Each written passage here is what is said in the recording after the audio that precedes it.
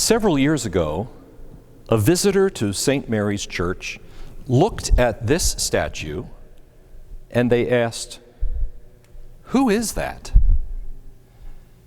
And I replied, "Well, that's the Blessed Virgin Mary." And she said, "No, it's not. Mary was the Holy Mother of God, so she should look holy, prayerful, and perfect." I understood our visitor's confusion. After all, every image of Mary that I saw as a youngster made her look holy and prayerful and perfect. This statue tells additional truth about Mary. It shows us Mary who was a wife and mother who had to work.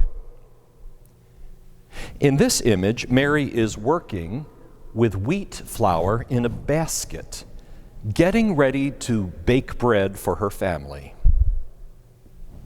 And she's sitting down, because every mom gets tired now and then.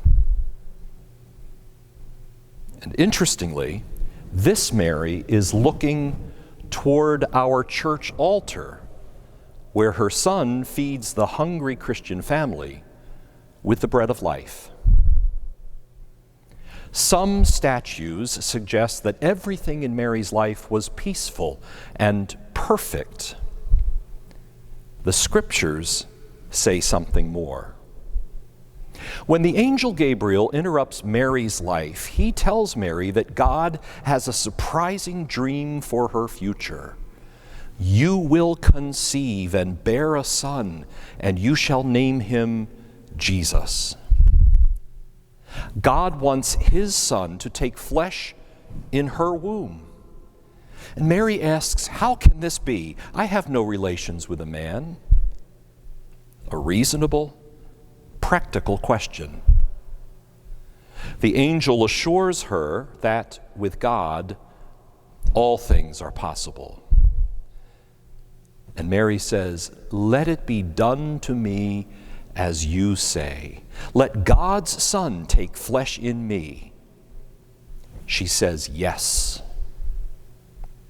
But moving forward, this does not mean that all is calm, all is bright, all is easy in Mary's life.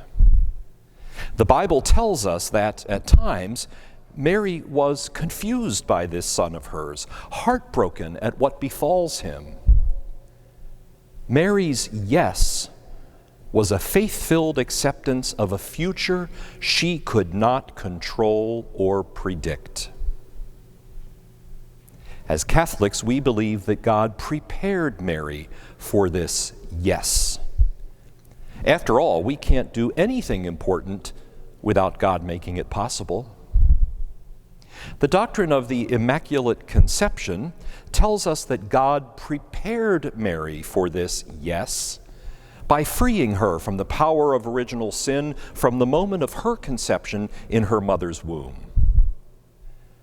And the God who prepared Mary for her yes is the God who prepares you for your yes.